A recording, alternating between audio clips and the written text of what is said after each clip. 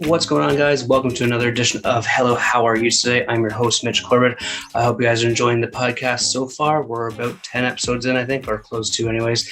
And this week I have a very important guest. Her name is Katie Hollow. She is a model. She is a owner of rats. She is a tattoo artist, and she has experiences with the paranormal. She's a lot of things, but she's most importantly a great guest, and she is my tattoo artist. She's done all the pieces that I have on my body, and I'm looking forward to get some more. As far as looking forward to things, let's look forward to this conversation with Katie Hollow.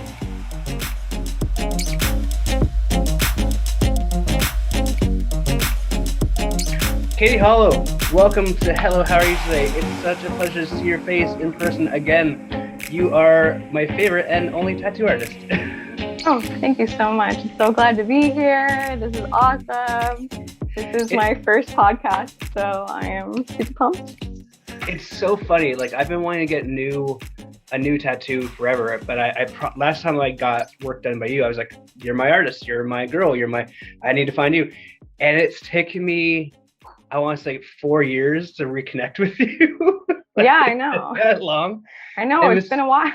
And it was on such a whim. I was like looking at, because I'm living in London, Ontario now. And I'm like, well, I can't find her. I might as well just look at London, Ontario tattoo shops. And they had a guest artist, and it's like Katie. And I'm like, a picture of you. And I'm like, I don't remember her being blonde, but she looks familiar.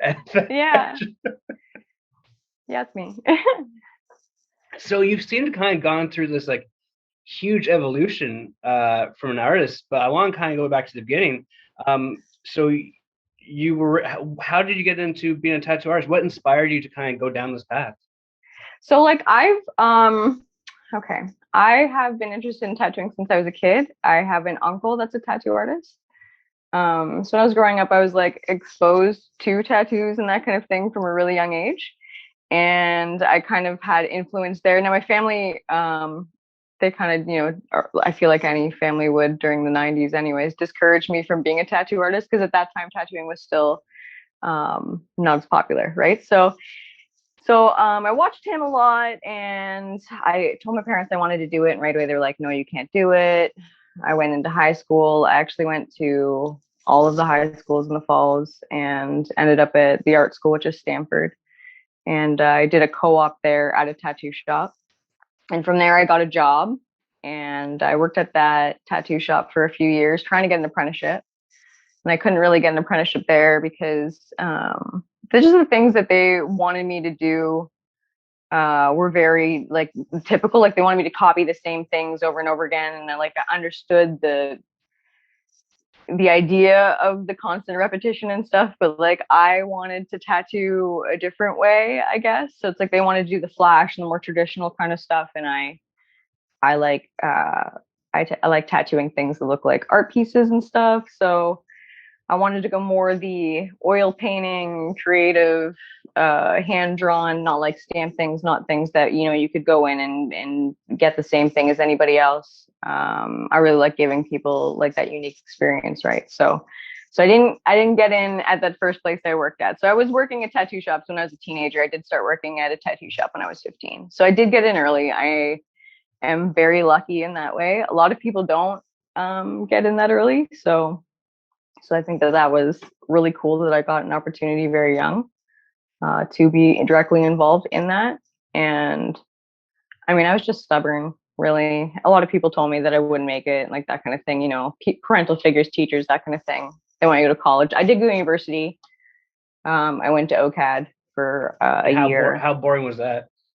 Boring. It's boring. University, this is the thing, is, it's definitely the generation before ours who's tried to convince us the university is the necessary thing for our generation. And almost everybody that I've known who's gone has been like, I've just ended up going to college after, or, the job that I thought I was going to get from going to university ended up being unavailable, or there's only 300 of these positions in the world. So, you're going to have to compete with all these people. So they end up not doing that anyways. And so I think that's a kind of like an interesting starting point, is because like with your career, you have to be creative, and you have to try, and you have to do the work to get better.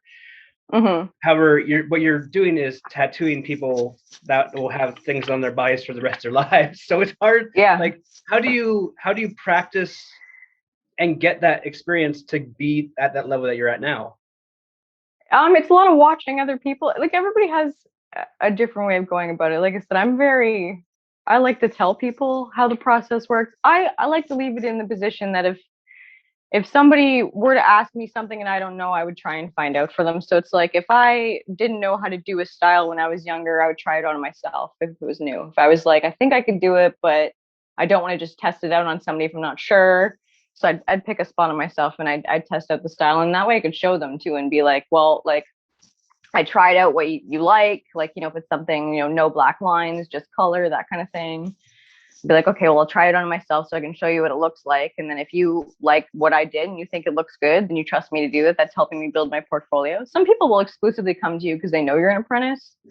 Some people want, yeah, right. Like they want to be with somebody who's learning and that kind of thing. Sometimes it's exciting for people. They like being part of that process. I personally, I think that that's a great thing to do too. I have a lot of really, really amazing tattoos from really amazing people, but I also have a lot of apprentice tattoos from people that have just asked me questions. I'd be like, I'll get a tattoo from you and I'll run you through if you have anything while we're doing it, just because I think that like there's so many styles of art and there's so many styles of tattooing now, especially with it being socially acceptable, that there really can be like you can take the time, you can find an artist that you like you should never feel pressured into going to somebody just because like your friend went to them or something like that.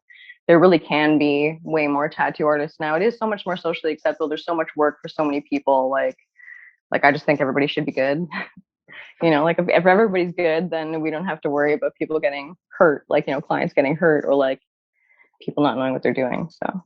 So, in saying that, um, I think the idea of having a tattoo now, especially a good one, is um, it has become an art form, and Yeah. it's when you see like a really, really astonishing tattoo, you're like, you are kind of taken aback, like you would see like a painting or a sculpture Hmm. at like the mausoleum or something ridiculous like that. Yeah. So what is your kind of like artistic method? I know you said that you like to do water painting and weird and like different stuff, but like as an artist, I'm sure that you've kind of experimented with a little bit of everything. Hmm. Yeah, I've tried sculpting. I've made clothes before. I've definitely done like all different kinds of paint mediums. I've done installation stuff. Like I've tried every kind of art form really. Tattooing, I feel like resonates with me the most because I get to actually be involved with people. I used to always say it's like instead of somebody absolutely loving the piece of art that you did and then going into an aspect of their life where somebody else is going to say, hey, I don't like that painting, I'm going to put it in the closet. It's like, well, if I tattoo you, it's on your body. No matter who they are, they can't tell you to like take your arm off and put it in the closet because they don't like your tattoo. It's something that you like and they have to like accept and respect it. It's like I like being part of the living aspect. I mean, don't get me wrong, it'd be great for somebody to find something that I did in somebody's closet 500 years from now and like have some kind of weird future clout, but like as for now, I'm really happy just like living as this tiny part of people's lives in that sense. Like I know that if people love the art they have on them, that nobody can take it away from them, and I like that. I don't know, I think that's cool, like being a part of something that nobody can take away from people. Yeah, I will say that like so I've gotten two pieces done by you, and so I had like a mini one done on my shoulder, and my mom and was like, "That's the worst thing." But then you did my two pieces, one on here and one on my calf, and she's like, "Okay, those are nice. Those are good. I like those ones." So Yeah. she got into it. And you were saying how like you like the process of meeting people and interacting with people, but you also mentioned how like your parents kind of like try and tell you not to go down that path. So like, have you always been this like outgoing, or has it taken some time to kind of like get used to talking to people? I think like I'm a little off and on with that, I guess. I don't know. Like, if people are nice, I'm very responsive and I'll just like jump right into conversation and stuff. There's like people that I guess I just vibe with automatically. Um, Large groups of people, usually I'll be a bit more quiet. I like to listen and like that kind of thing too. So, and like I'm always thinking that everybody has a more interesting story than I do. So I'm like, well, maybe I'll miss something if I try and be seen or heard in a giant group like that. But if I'm in small groups, I'm usually very social.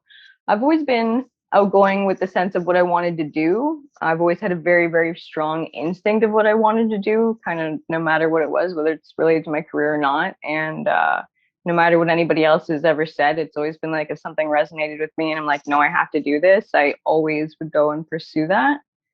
Um, so I guess in that sense, yeah, I'm outgoing like that. But yeah, a lot of people would say that's more me being stubborn, but I guess I always knew who I wanted to be and what I wanted. And I always thought that I wasn't going to let anybody trying to tell me that I couldn't do something stop me from trying something that I wanted to try. I figured even if I failed, it'd be like, it's my fault I failed. At least I tried. Like, at least it was nobody else telling me not to do it, which is the reason why I never tried. I think that's such a great lesson because, like, with me personally, like doing the comedy, doing the wrestling, like at least if those things go away, at least I tried them, right? At least you can Yeah, say that you tried. I think, I don't know what the line was, but like, there's a big line, but like, you know, doing something or not doing something is worse than never doing something because like living with that regret is probably the worst pain imaginable. Uh, exactly. Yeah. and so like when we're talking about regret, I know there's people that probably regret tattoos that they have. But you like I've seen your posts on Instagram and stuff, and you like repairing bad tattoos. So I do. what do you why do you enjoy that so much?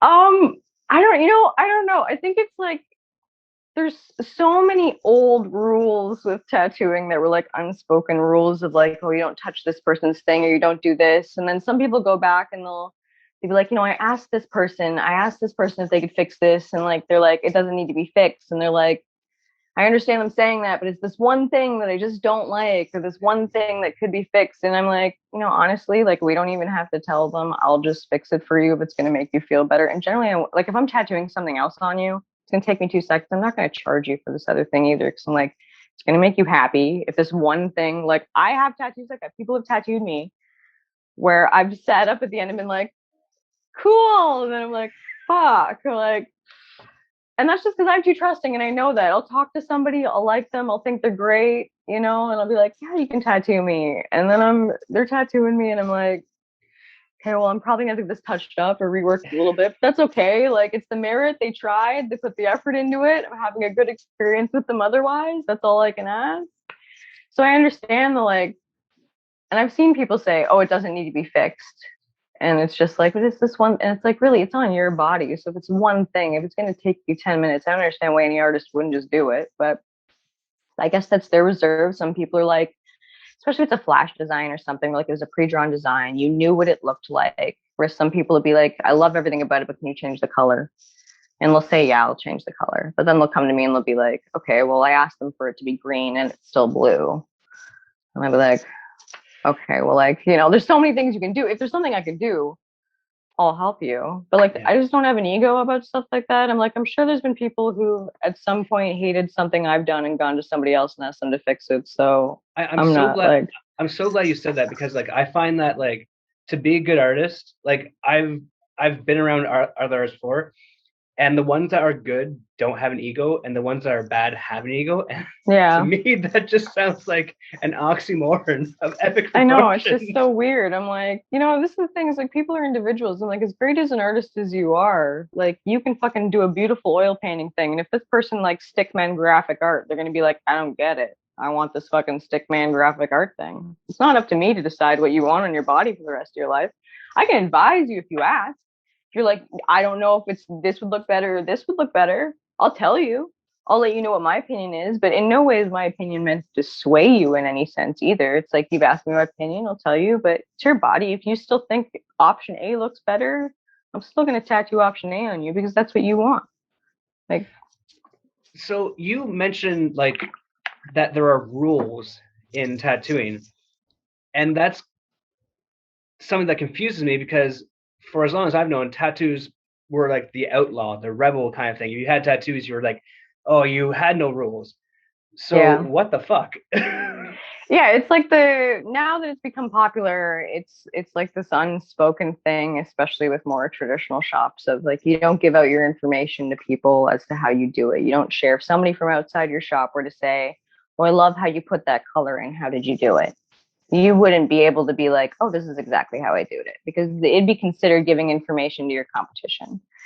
I personally am like, I don't need to compete with you. So thank you for asking if you feel like it'll make you a better artist and you want to try my method versus somebody else's method. Because that's the thing too with tattooing. There's like so many different ways to apply a good tattoo. But like I could do something one way, somebody else could try that and be like, I suck at that way, and then be taught by somebody else a different way, and they could be like, this is the way that works for me. Like I'm not going to say that any way I'm going to do is going to be the one and only way to do it, because it isn't. There's just so many different ways that you can do things. And if somebody It, asks me, I'll tell them. it's weird because like you would think that as an artist, like the more collaborations you do, the more you can learn, the more you can enhance your skills. And it seems Yeah. like it's almost the opposite of that for a lot of Yeah, people. in some places it is. Yes, for a lot of different art subjects too. There's different clicks and that kind of thing. Like I know a lot of artists in Toronto, and their system's a bit different than here. So here, there's certain people from certain shops you can be friends with, and I mean, right now because of the pandemic and nobody being able to work, some things have changed and that kind of thing. And so now there's not really any rivalries going on right now, which is great.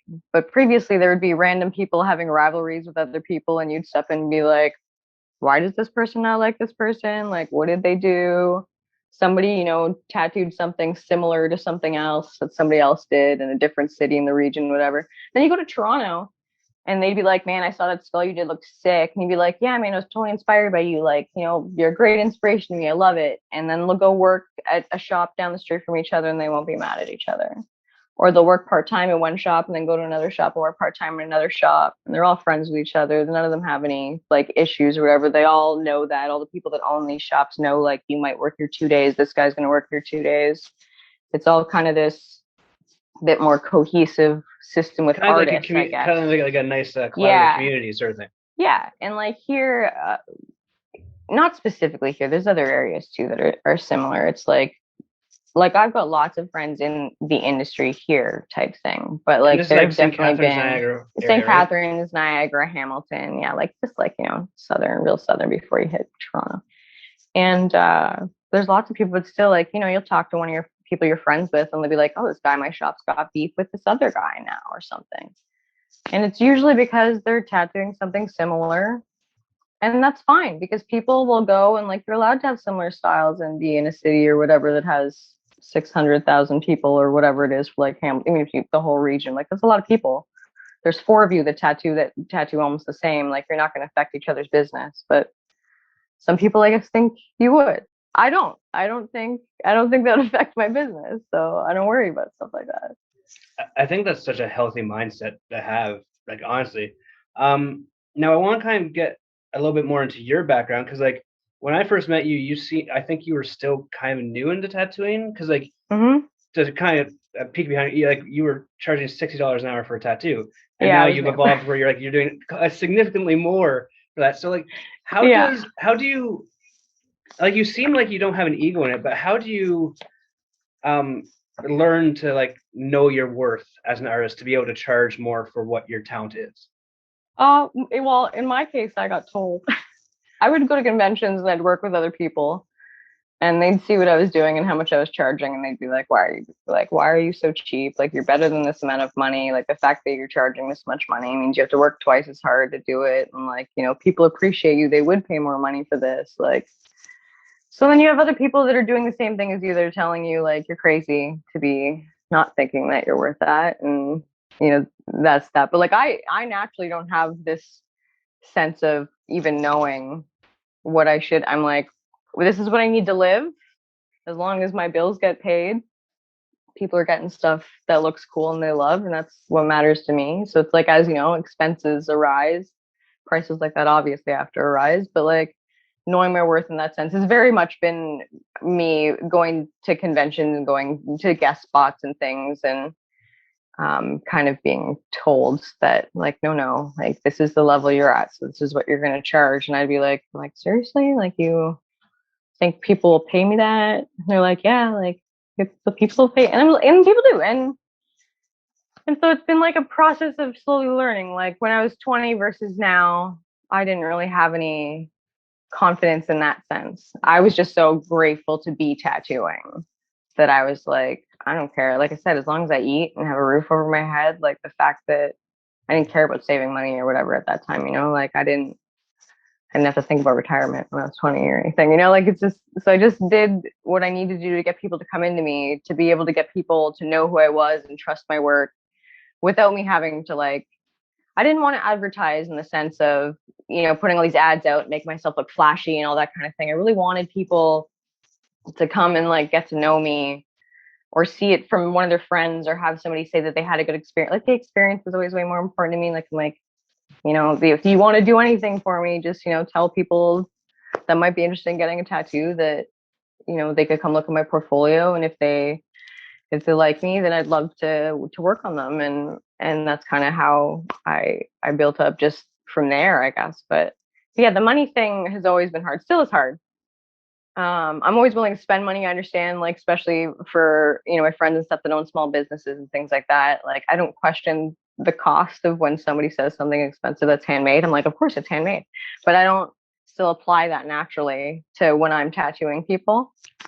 So it's kind of like a funny process that I have to keep myself in check for a little bit of like, oh, you got to make sure, like, but I like things to be affordable. I don't think like I get it.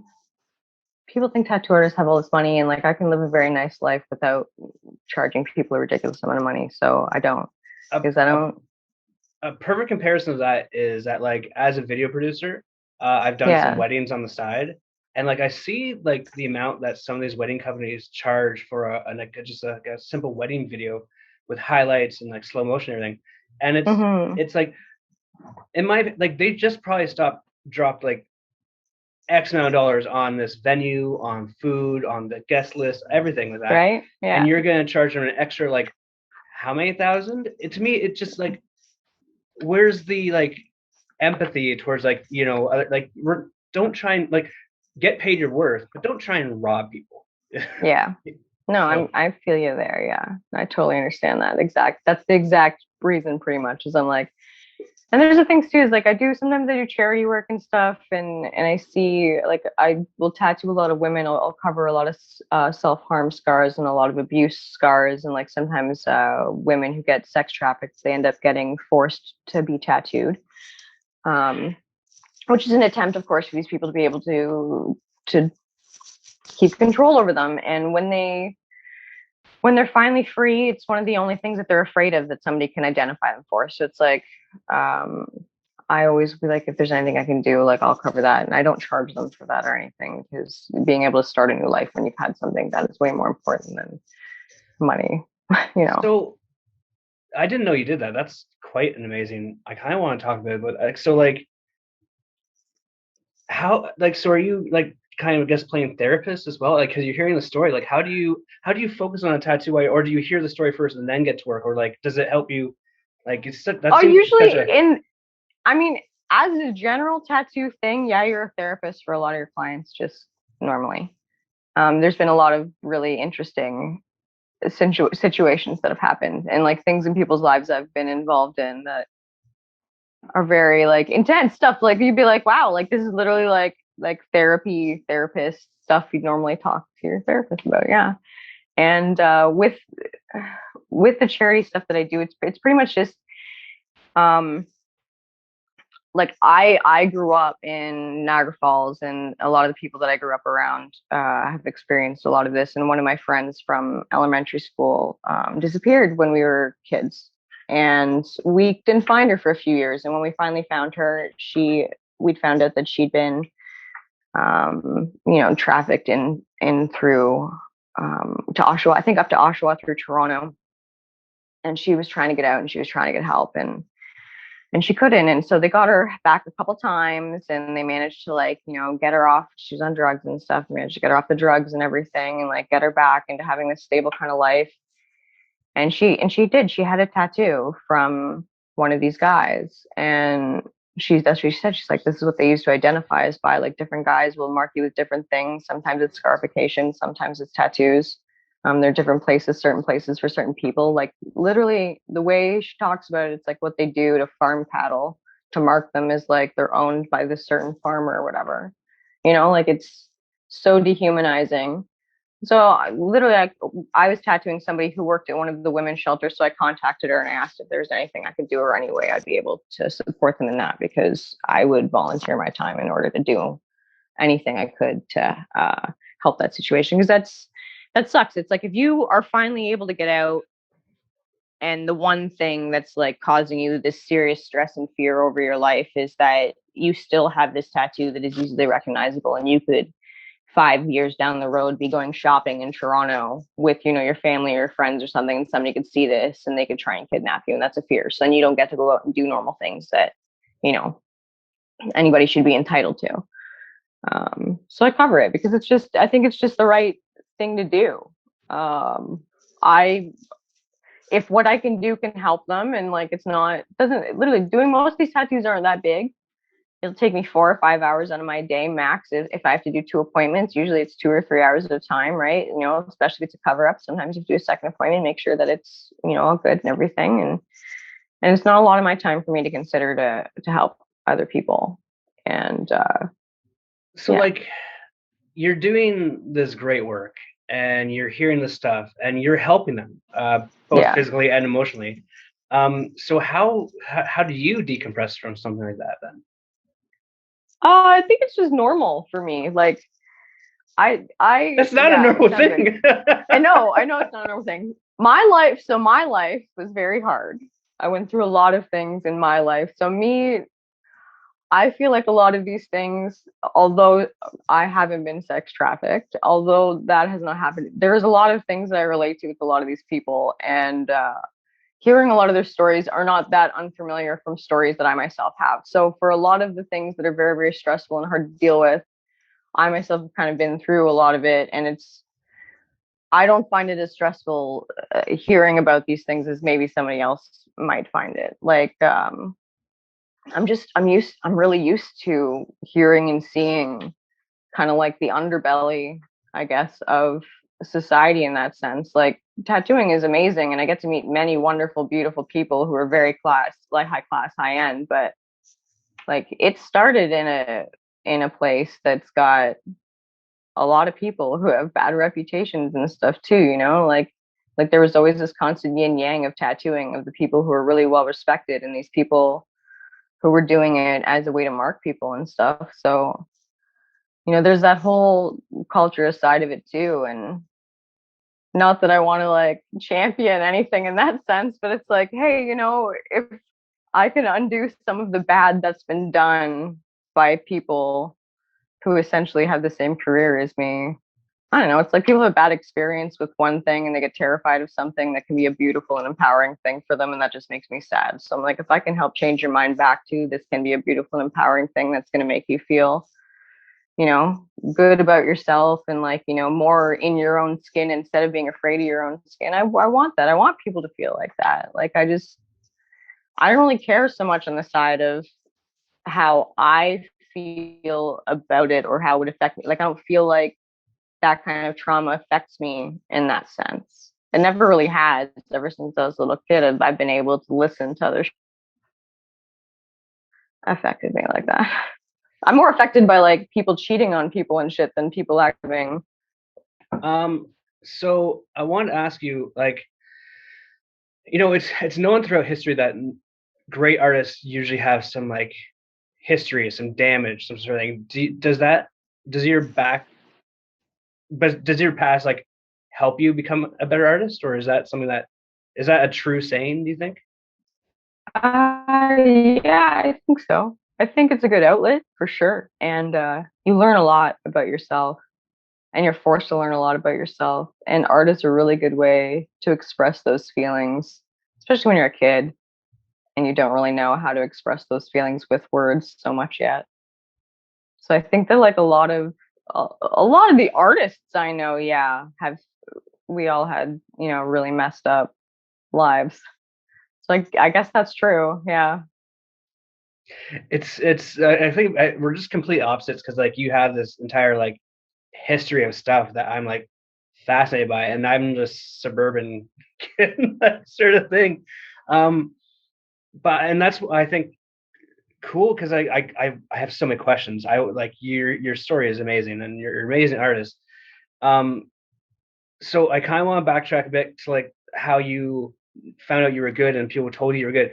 Uh, Taking back to that first time that you were invited to a convention or a festival, like how was were you like, no, no, that's not sort of Well, the first two ones I went to, I just went to, and I wasn't invited as an artist. Then I just went to try and make friends.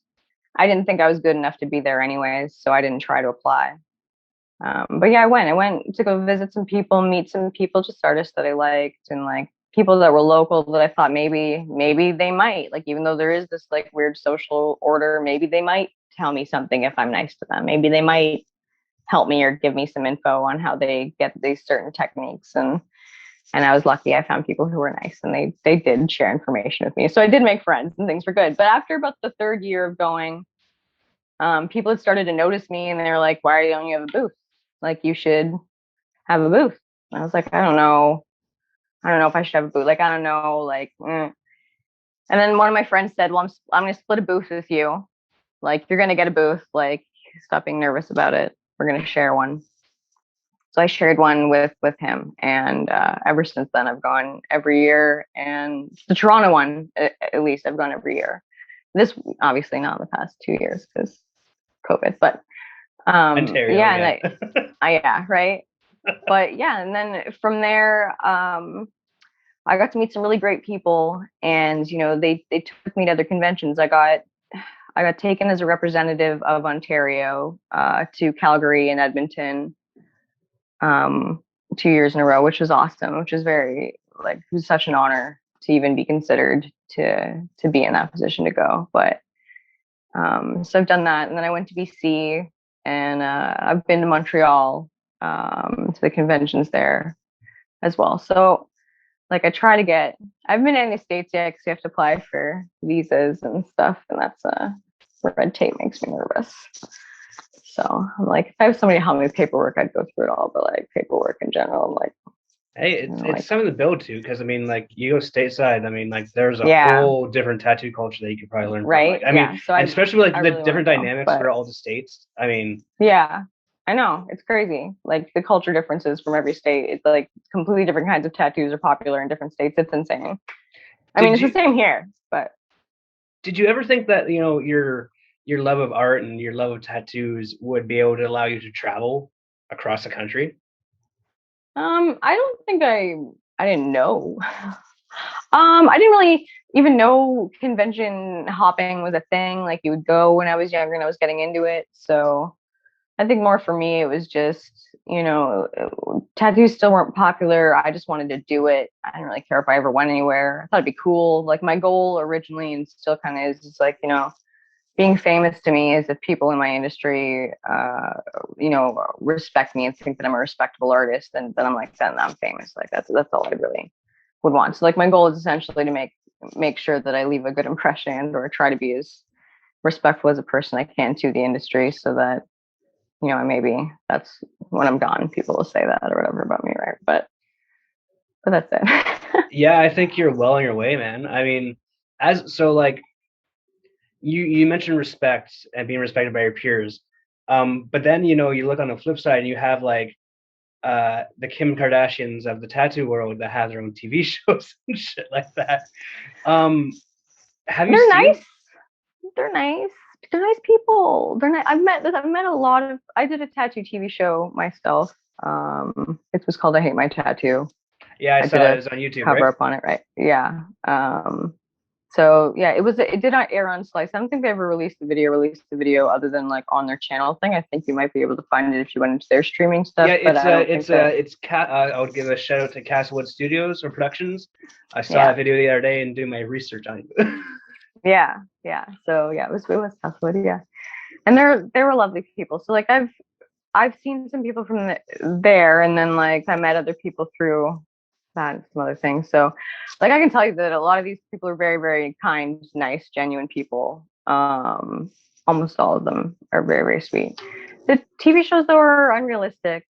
Um, they're not really honest. What reality TV is.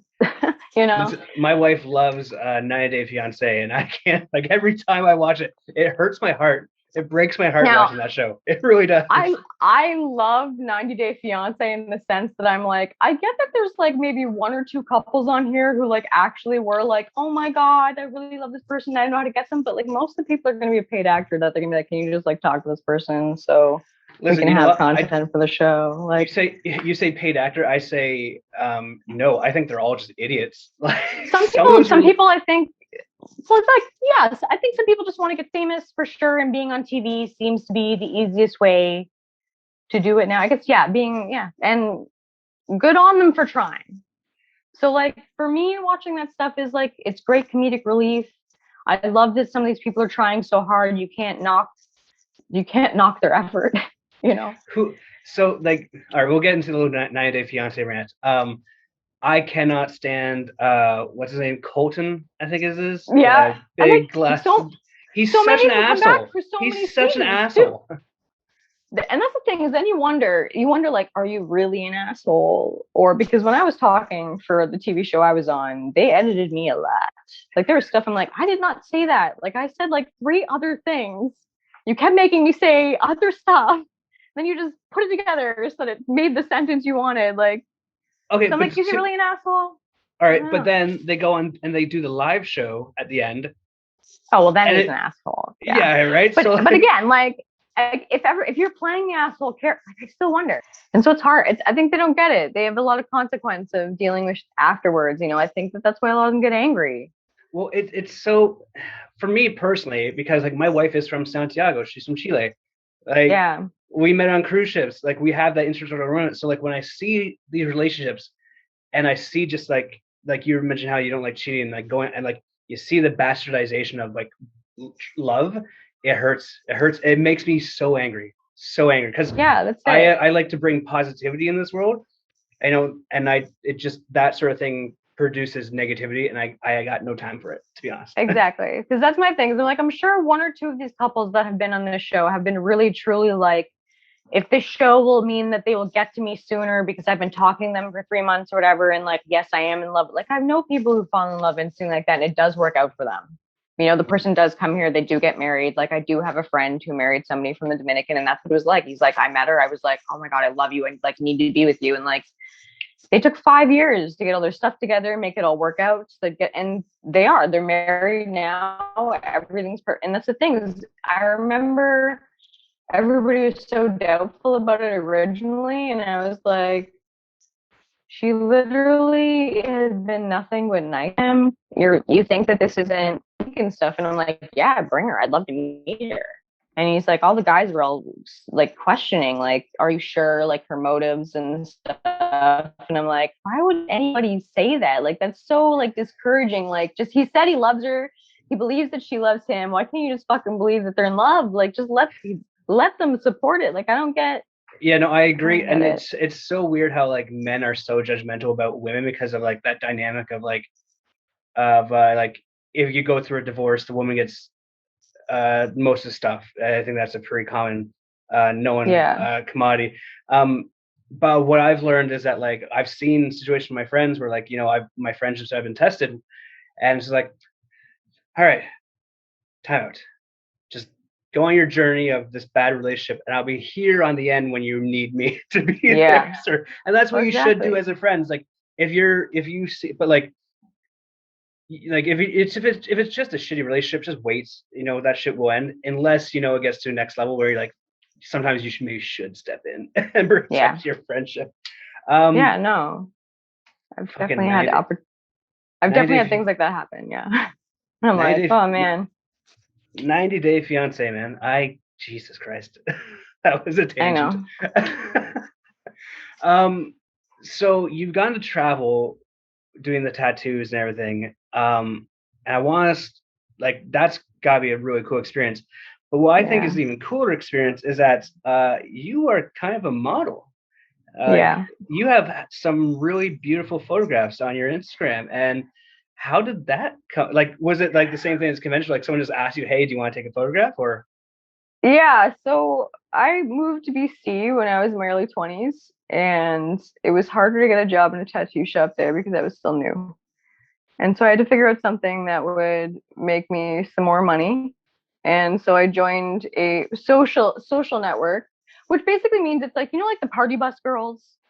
So it's like they bring the party bus. There's a bunch of girls generally in like all matching short mini dresses. They all get off the bus, go to the bar, dance at the bar. The bar looks like it's hop in, so people will then go to the bar. No, I do not know this at all. There's a whole brand of companies, like they're big, obviously, in like New York, LA, Toronto, Montreal, Vancouver, big cities. So, I'm sure it's a much bigger thing here. Obviously not. But a lot of the bigger clubs will pay these groups like they're essentially entertainment, and it's not like you're not like a stripper, you're not like a go-go dancer, or anything like that. You're basically just paid to be a fake group of friends that show up at these bars and dance and stuff when they're just opening, and then guys will come in and start spending money, and then girls see guys in there, and then girls start coming in. So I started off with that, and then from doing that, there were a few girls who worked for a modeling company who also worked for this company. And they were like, we do stuff for magazines and things. And and I was a bit, heavier then. I was a bit curvier. And I was like, I don't know if really and they're like, no, they need people of all different body types and stuff like that, because it's supposed to be like real scenes in magazines when they're putting people in these clothes and stuff, for magazine ads. There's like single model magazine ads, and then there's magazine ads for like Skechers and stuff where there's like 4 or 5 people in the picture, like, skating on a street or sitting in a living room or something. So they brought me along to a couple of these shoots. And, I didn't get too much work from that or whatever. But from that, I was like, oh, maybe I could do this. Maybe. I don't know. Let's try. So I contacted a company out there at the time. It was called Wham Bam Babes. I think Wham Bam Babes is still a company, but I think that they're much different. Wham Bam Babes? Wham Bam Babes. It was Vancouver. Okay. I thought you said games for a second. I was like, no, babes. Wham Bam Babes. And I think they're a bit different of a company now than what they were, because originally they were for like advertising and calendars and stuff. But yeah, so I lived out there. I did that. So when I came back, I had a friend who was moving into doing modeling photography. And she's actually a photographer for Boathouse here in Ontario and stuff now.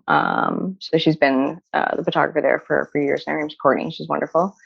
And she asked if she could take my picture because she needed just some human photos, I guess, for her portfolio. And I did that. And weirdly, after I did that, because she's such a good photographer, that when I did that, because I had a bunch of friends that were models and stuff in Toronto. And so even though my social media wasn't that big at the time, these people saw these pictures and they were like, oh, these pictures look really good. Some of the photographer friends saw them, and the photographer friends then asked if they could also take my picture for print and that kind of thing. So it kind of fell into it, I guess.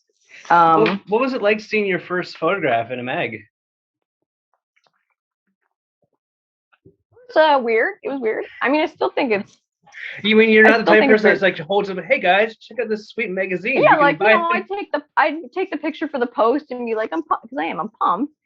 But even now, like, I'm not one of those people that like frames things or like puts things on the wall because I'm proud of them, because I feel like that's gloating. I shouldn't. I really shouldn't. I should be proud. I am proud. But yeah. So it's just like, I'll be like, this is my bin of things I've been in. And people are like, why aren't they out on display or anything? And I'm like, I think it'd be weird. You're walking into a room, it's all pictures of yourself. So I just don't do that. Do you have a room full of pictures of yourself? No, I'm just staring at my cats. Oh. They look like they're about to just fight right now. Okay, they're good. That is entire. One was on top of the closet, yeah. The other was coming out, and like they kind of like tend to jump on each other. Confrontation, yeah. And yeah, man, your photographs are beautiful. They're really cool. I mean, yeah, and they're like they're sexy too. Like it's so cool to see you have this career of like artistry, if you know what I mean. Yeah. Yeah, I love being a model too. It's really fun. It's fun because it's like you don't like, I'm just fulfilling somebody else's vision. So I get to sit there, I get the makeup put on, I wear whatever they want, and then it's like almost like an acting thing, right? Because it's like, what mood do you want me to be in? Is there a set of movements you want me to do? Do you want to guide me in the movements that you want? Do you have a set? Because some people will print off like a sheet of positions. They'll have things like pre-drawn of like, can you see like this and then this and then this, and then like especially if they have props.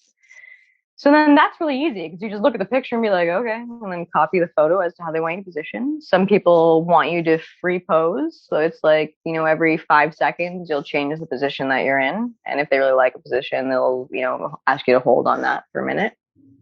So it's like a real process then, eh? Like just Yeah, much like tattooing, like you learn to like develop your skills. Yeah, oh yeah, and you get a lot better. Like a lot of the people when they meet me from looking at my modeling photos, especially photographers and stuff, they're always like, "Oh, I thought you'd be really tall." And I'd be like, "Thank you." I guess You that's might be all. one of the Like, shortest people I know. right? So I'm like, that's the thing is like, I'm just like, it's just because I know that I used to be a bigger girl than I am now, and so I have curves in certain places, and there's certain ways if I move my body that I will look much longer versus wider, which is, with certain types of cameras, when you're taking pictures, they do distort the way you look. So it's like if you can already alter what it's going to do to that, then you kind of come out looking the size you would be anyways. It's weird because there's like, like the close up camera lens versus like the far away camera lens, and they just show completely different aspects of right? And lighting is key. Lighting is key. Right? Lighting, and it's so many things. So it's like I've just kind of learned over time to improve on that. So it's like if you want me, this is the thing too, is people will ask you for different things, and I know people are going to edit me no matter what. But people will sometimes be like, I would prefer if you took more front on shots because we're trying to show a curvier look, versus people asking me to take more, side on, or like, in weird positions and stuff that kind of contorts it. So you get more of an hourglass figure. And I'm fine with that. I don't like being heavily edited. I ask people, like, I don't mind if they fix my skin, or if they're making minor, like, you're wearing clothes for too long, get an indent somewhere or something, and they want to, airbrush that indent out or whatever. That's fine. But like, I don't like when they, take your body size away. And like, I had one photographer one time, and this is nothing against him. He's a wonderful photographer. I love him. He's amazing.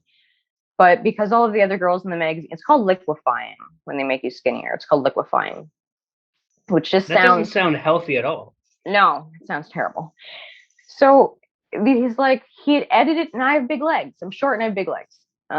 So he'd edited my thighs really skinny. So now I look like I had these really long legs. And I'm looking at the picture and I'm like, okay, like maybe the magazine asked him to do this. I don't know. Like I'm going to inquire. Because I didn't like it. I'm like, this as you should, yeah. Me. It's your body. Yeah, I'm like, this looks weird to me. Like, I've never in my life, not even as a child, that I have skinny legs. So I'm like, it's just strange. Like, I thought I looked weird. So then I asked like the girl who had the magazine, I'm like, is it just me? Does this look weird? Can I ask him to put more of my thigh back? Like, would he be offended? Is that something I shouldn't be asking at all? Is that okay? She's like, no, you can ask him. He just kind of did that. So I was like, oh, okay, weird. So when I asked him, he's like, all of the girls other than you wanted me to liquefy them. He's like, so I just liquefied everybody because I figured that like if everybody else wanted it, you probably would want it too. And I was like, no, I'm like, I can have my thigh. And then he apologized like so many times. He felt so bad about it. Okay, like, so it wasn't like a thing where like he did it out of malice or anything. No. It was most models. And yeah, look, I got things about my body I don't like, but I also accept. I'm like, look, like there's a lot of people out there who think they got things wrong with their body, who have beautiful bodies. They're really, so I'm like, it's probably all in my head, whatever, right? So like I just understand some of these models, they have nothing to fix. They have nothing to fix, but they think that they do. So they'll ask these photographers, like, please liquefy me, like, and whatever the thing is, it's like they have a model they want to be, the model that they aspire to be, that they like, that they think is like, the most gorgeous example of what beauty is. And if she's got no fucking thighs, they're going to want you to have no thighs. So they're going to ask you to do that. And that's them. That's fine. I personally am not that person. So that's fine. So, it's fine either way. So in talking about this whole liquefying legs and everything, I mean, my creative mind was going off. I'm like, man, that would make a great horror film. Like a model wanting to get liquefied and like they go too far and it's like actual physically. And you like horror films. So yeah, I do. All right. So let's talk a little bit of horror films. Like I'm not a huge fan of like horror films because like there are so many bad ones out there. Like I'll watch a good one. Yeah. but my wife, she loves horror films, and she has like the Shutter sign up, Account. and she's gonna watch The Conjuring later tonight. So like, what's your favorite thing about horror films, and like what made is your favorite or few favorite films that you like? My favorite. Okay, so what I love about horror movies.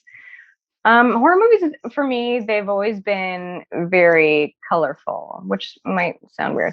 It's just No, the I understand story, what you're talking about for sure. right? Like the storylines behind them and stuff. Like even cheesy horror movies. You know, like the classic ones where it's like, why are you running up the stairs? Like obviously something bad's gonna happen to you. You're running up the stairs. You can just run out the front door. It makes no sense.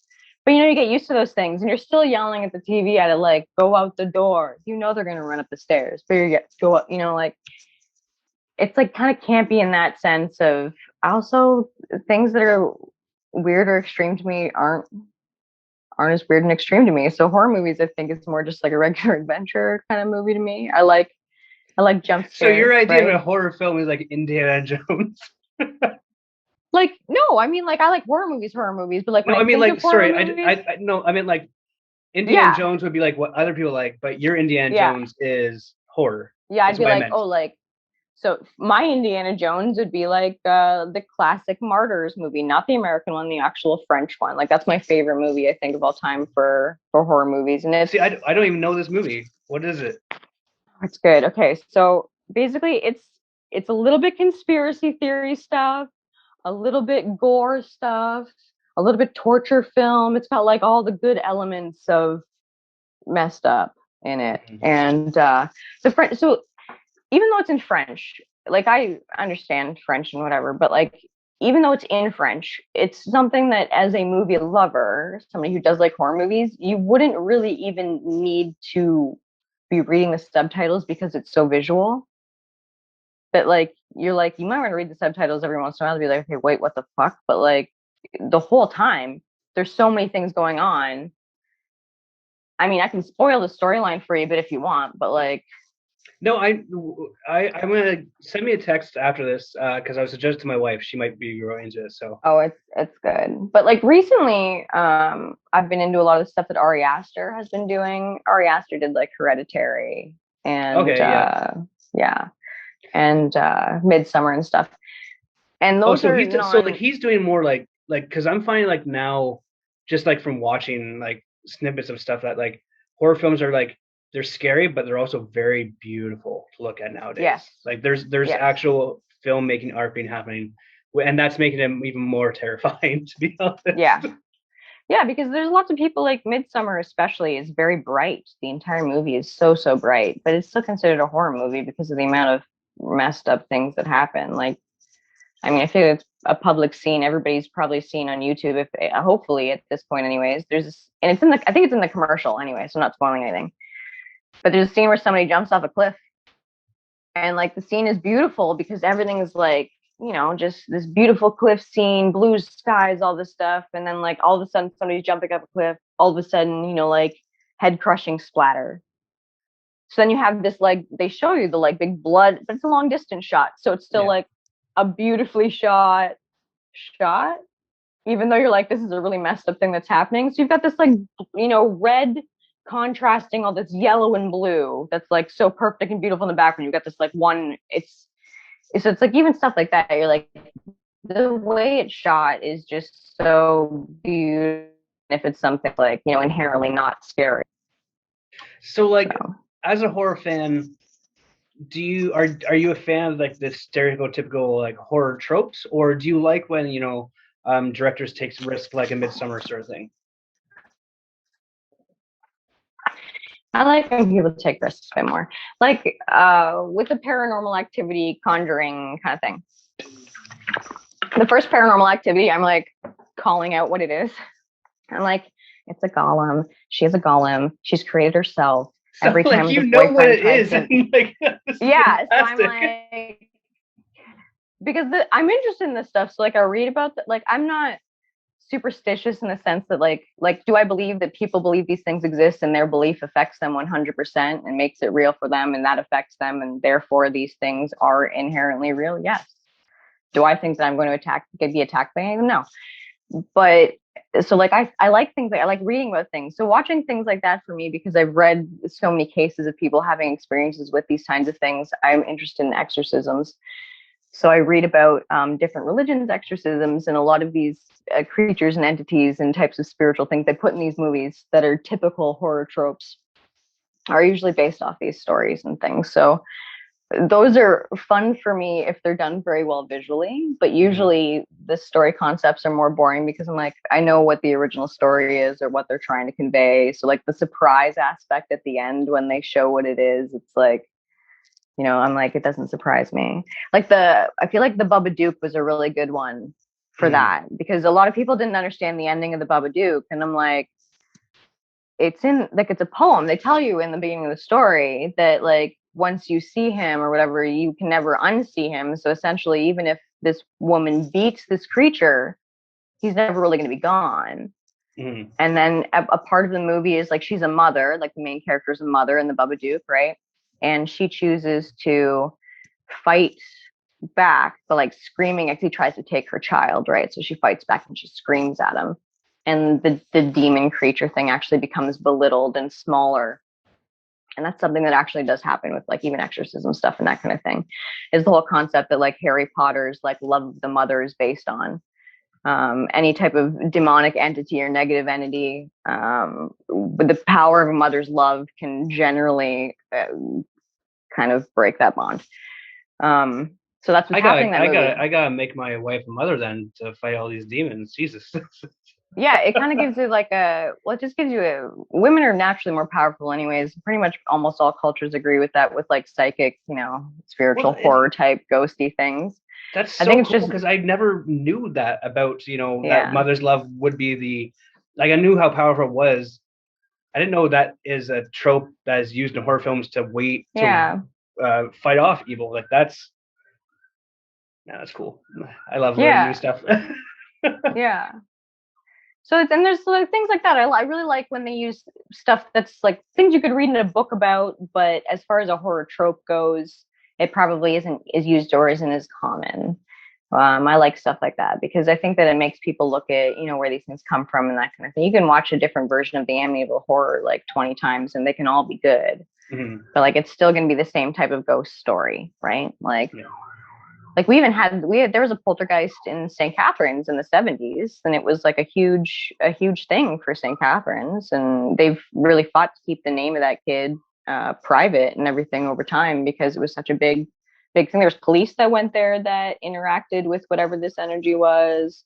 There were family members, police. There was a judge, a lawyer, like quite a few people, of reputable reputation at the time had all said that they'd seen things happen in the house, and the things kept happening until the family moved out. So I mean, these things do exist, like whatever they are, and I personally believe that people believing in them is what gives them power.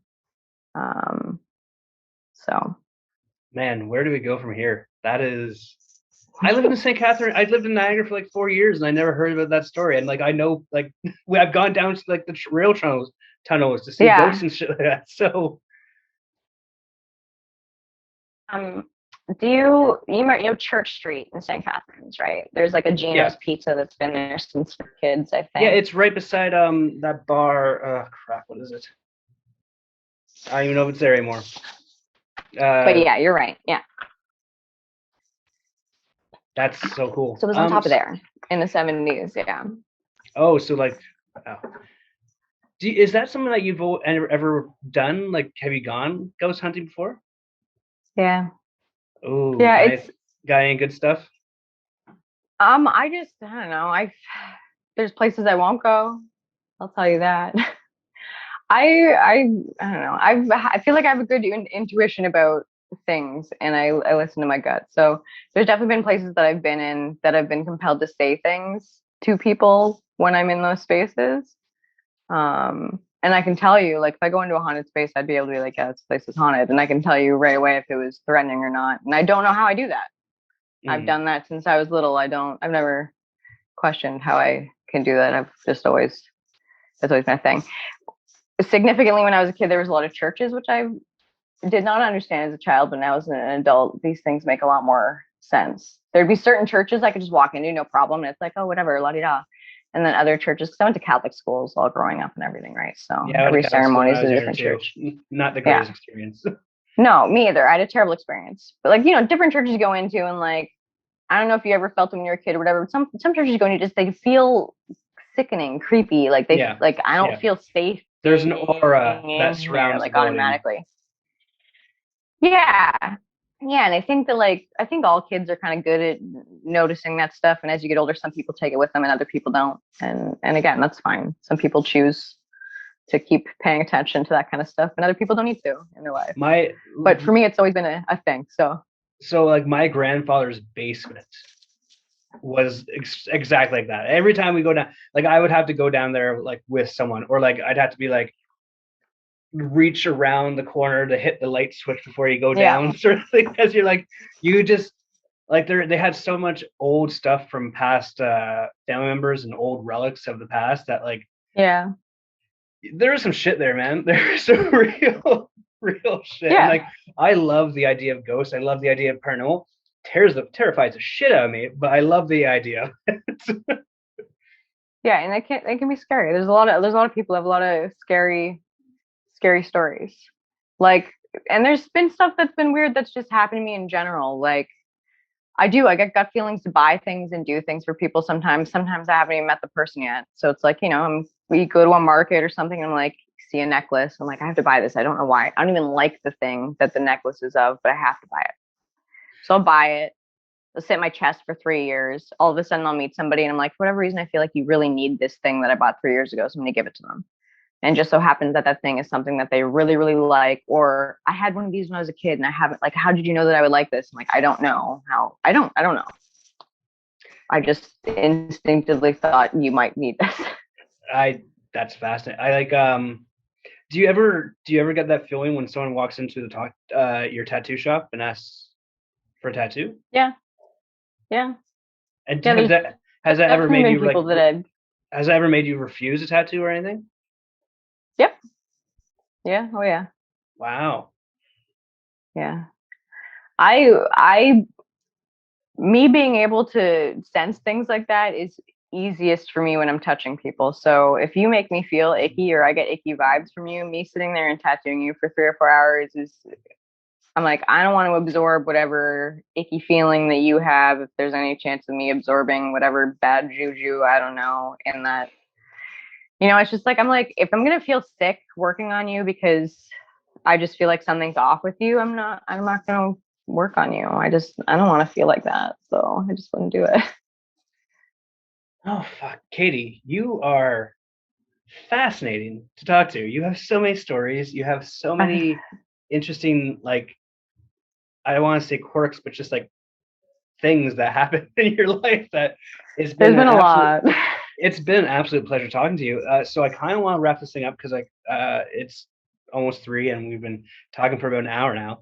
So Okay. I want to ask you a few more questions. Sure. And we'll leave more on like a positive note, I guess, in terms of like storytelling and stuff like that. So like throughout your travels and throughout your modeling and throughout all your tattoos, you've gotten probably to experience some really positive vibes and stories. What is your favorite memory from a convention, and what is your favorite story from a tattoo? Okay, so my favorite convention moment for sure is probably 5 or 6 years into going. I had just arrived and I was just walking down this hallway to set up, and these are just like famous people, like not like TV famous or whatever, but in the tattoo industry, like famous people called my name down the hallway. And I was like, you know who I am? You remember? And they're like, yeah, you talked to us last year for like 2 hours. And still I'm like, you know who I am? Like, oh my God. So I was already humbled by this. Like, this is just like so amazing that you guys remember who I am, you know who I am. And then they asked me if I would come and sit with them. And I was like, of course. And it's almost like it feels like a Christmas time, the first time you get to sit at the big kids table or like, with the adults and you're like, oh, I'm fancy. I get to sit with the adults, but you're also like, okay, like don't mess this up, like behave, like make sure you like don't talk too much or get too excited. So I got to go sit with all these people who are like world-renowned artists who win all these awards and stuff, and like they're all talking to me and they know who I am. They're complimenting, and I'm sitting here and I'm like, I don't talk to people like that. I don't think anybody's going to remember I realize I've done a lot of things, but I'm like, there are so many people in the world who've done so many amazing things that that doesn't come to my mind at all.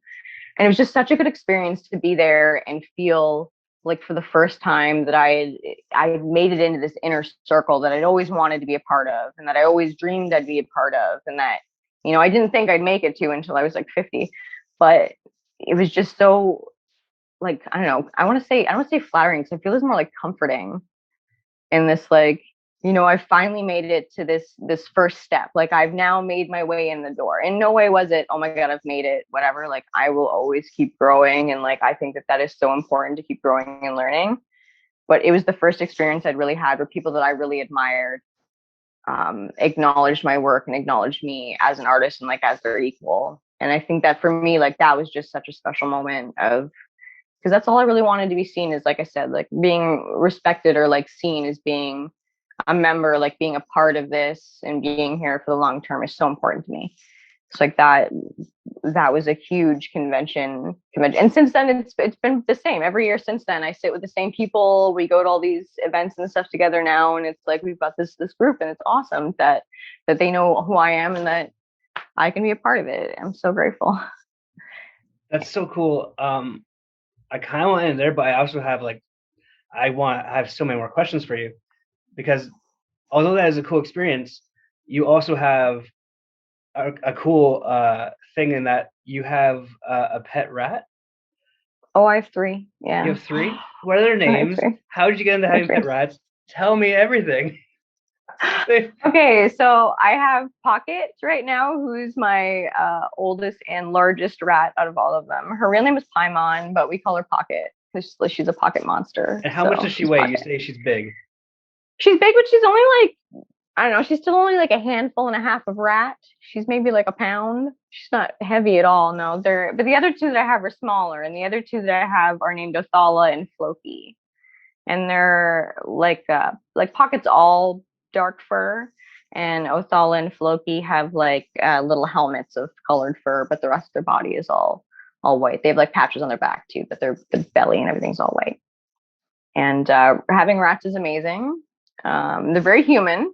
Like, if people are looking for a small pet, I would always say go for. The only thing that sucks about rats is that they only live 2 to 4 years. Like, if you're really lucky, they'll maybe live almost 4 years, but that's like really lucky. So, that's that. My like Pocket's almost 2 now, so she's technically getting old as a rat. But yeah, they build nests. They eat trail mix. They'll eat right out of your hand. Like they're like people. They have specific foods that they like. Are they good cuddlers? Stuff like that too. Yes. Well, it depends on their mood. They're, like I said, because they're like people. So it's like if they're sucky and they want to cuddle, they will cuddle to no extent. But I kind of over kiss and like coddle a little bit. So they tend to get a little squirmy, a little quick with me. But yeah, if you're sitting with them on the couch and stuff, they'll just like sit and like burrow in. And they do this thing where it's called boggling and bruxing. So bruxing, they make this like clicking noise with their teeth. It's kind of like a purring. And boggling, their eyes will literally like vibrate in their eye sockets. It's really cute and looks really weird, but it's really cute. And they do it when they're happy. So when they're happy, they'll little their eyes, and you're just like, oh, you're so sweet. And they grab things with their little hands because they have little hands, right? Yeah. So like turn things like little corn cobs in their hands, and they're eating them, and it's just so cute. And they're good. Like, you can wear them in your sweater, on your shoulder, whatever. Like, they're very mobile pets. It seems like you love them so much, but like you're like one of those maybe overbearing moms. And they're like, get away! You're cuddling me too much, mom. You're cuddling me too much. Yeah, a little bit. They're well, the two younger ones actually really like it, but I think that's because right away when I got them, they got sick. And so I just sit up with them and like make sure they got their medication, and like I'd sit and sing with them and like rock them and stuff because they were having a hard time breathing. So, the little eyeballs just staring at you, like looking into your soul, and you're like, okay, we're bonding. This is clearly a moment. And like you can just like, with animals, you can see like if they're in pain or anything like that, and you like are helping them or comforting them, you can see that they're being comforted. Like you can see it in their eyes still. Like rats are still like that. So my older rat, I never had any she never had any medical issues or anything like that. So she was always kind of wild, like pushing me away a bit even when she was a baby. These ones I feel like because they got sick and like kind of needed the coddling at first, that they're a bit more about it. They even play with me more than Pocket does, but that might be because Pocket's a little bit older now. But yeah, we call it rat games because it is rat games, I guess. But so you'll like tickle their back and then like, chase them around with your hands, and then we'll start because they bounce on each other, like we'll pounce on each other and like kind of box. And that's like rats playing with each other. So essentially you just kind of mimic that. So like the goal is to get the rat on its back and be tickling its belly. Mm. So you'll just like kind of chase it around gently with your hands, and they'll try and like they won't ever bite you or anything, but they'll turn around and like try and like box your hand a little bit. You just try and basically flip the little rat over and tickle the belly, and then they love it. They just run back for more. It sounds like you like being a rat mom. I do. I keep getting them. I've had them for like years. I just keep buying more because out of all the pets I've ever had in my entire life, they are just so full of love, and I don't know. They actually like the other pets. Like I feel like about a dog. Dog's the only comparable pet where it's that excited to see you every day. Like the rats are excited every day to see me. As soon as I say their names, they just be like get up out of bed right away and like run to the front of the cage. Like they're so pumped, and that's nice. Like they're so excited every day to see me. Like cats, I love cats and stuff too. But like cats are like if I'm in the mood, I'm in the mood. If I'm not, stay away from me. Like okay. Yeah, we have two cats. Chester, who is the one that always wants cuddles, always, always, always. Yeah. And then we have a Nook, and she's named after a Nooks and a Moon from the Mummy movie. Yeah. Great So movie, by the way. so the story there is, and I think I might have told this on another episode, but she bit my wife's hand when we first got her, and so Yeah. we were like, oh, she needs an evil name, so a Nooks and a Moon. That way, when That's perfect. that way when she runs away from us, we can be like a Nooks and a Moon, a Nooks. Yeah, that's perfect. That's a perfect name. And then the last thing I want to talk to you about is I remember when I found you on the websites on London, I sent you an email and it was, "Are you the Goblin Queen?" Yeah, You replied yes. And I don't know if anyone's seen it, but like you have like pointed ears I do. I and do. everything. So I do. how did Okay. what is your fascination with goblins? How are you the Goblin Queen? Like tell I me still that think I backstory. still think I am. Okay, so when I got my ears done, they ask you how you want them pointed. And I thought, like because they asked you like, do you want like a fairy, like a top point, or like an elf, like, or do you want them a bit farther back, like a goblin? And I was like, oh, like that looks cool. So we did that. But like again, I just like mythological history and like folklore and that kind of thing too. And I like goblins in that sense as well. Goblins are essentially dark elves that are kind of banished for doing magic that they're not supposed to do. So as they use this dark magic, it kind of changes them from being these beautiful, elf creature things. At first, they turn into like a dark elf, which still, I guess, beautiful by elf standards.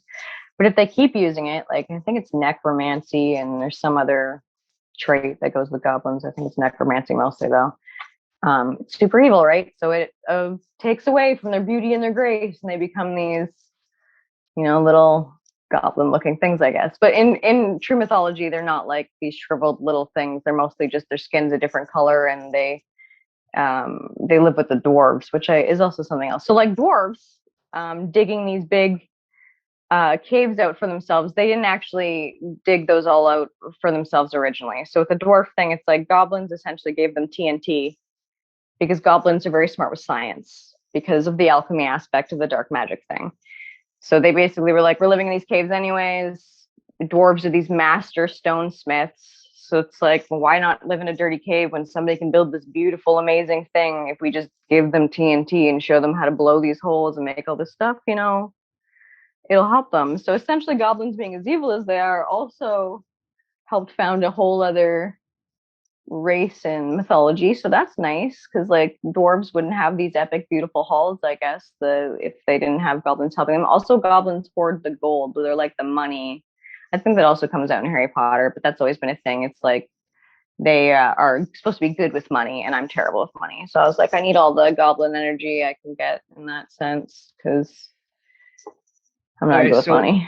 I'll end it with this question, and it's more like I want to ask your a review of sorts. If someone is interested in getting to know more about goblin culture or goblin history, what is a book or a film that you would recommend to someone? That's the thing, is like a lot of the stuff that you have to read is in separate texts from history, because there's a lot of like goblins in history were written of in like they're just seen as being a regular demon or an imp as history changed over time. So when you read the Bible and it says things about it being demons, up until the 1800s, it says that they were goblins. So like that's just if you read a French copy of any Bible before the 1800s, it would say that they're goblins and not demons. Goblin is just it's the earliest form of what eventually became a generalized term, because all fairies got turned into demons essentially in Christianity and Catholicism. So there's a lot of books, and a lot of them are modern. They're just now altered so that you would think it's just a regular demon story instead of a goblin thing. So if you are looking into history whatsoever and you start looking at any writings at all, and they're usually very beautifully illustrated from the 1400s and 1500s, you'll find a lot of script in that. Like there was Bramlin the Mage was somebody in the 1500s who wrote a lot about that. He wrote quite a few books, and his stuff's been adapted over a lot of time for it. You just look him up. It's called a Bramlin. I'll send you the links for that too. But a lot. Okay, it has been such an absolute pleasure. I could literally talk to you for hours, I think. I have a lot of info in there. Yeah, no, and it's great. I mean, we might have to do another episode where we just kind of catch up and see what's new in the world. Sure. Once everything opens up, just especially with like getting to do tattoos again, and see maybe there might be some rust, maybe there might be something like that going on. So thank you for being on the podcast. Where can people follow you on the social medias if they want to see your beautiful photographs or hear your opinions or see your beautiful rats? All my stuff is at Katie Hollow Official. And honestly, you can just Google my name otherwise if you don't have Instagram, because I show up right away with all that. So I have Facebook and everything too, but Instagram's usually the best to find me. So just stay at Katie Hollow Official. All right. Well, Katie, thank you so much for being on the podcast. I hope you have a lovely rest of the day. Thank you so much for having me. Well, I hope you guys enjoyed that conversation with Katie Hollow. Again, you can find her on Instagram at Katie Hollow Official. And if you want to get a tattoo done by her, reach out to, I do believe it's the Downtown Saint in St. Catharines, Ontario, Canada. I highly recommend it. Or maybe she'll be at a convention somewhere in the States or around the world sometime that you might be attending once everything opens up. Who knows? I don't know. But, if you do get a chance to meet her, go your way to meet her. She's a wonderful human being and an awesome chat. So without further ado, I'm going to end this episode. Thanks for tuning in. Check out the new episode next week. We got more great guests coming, and I'll see you guys down the line. Cheers.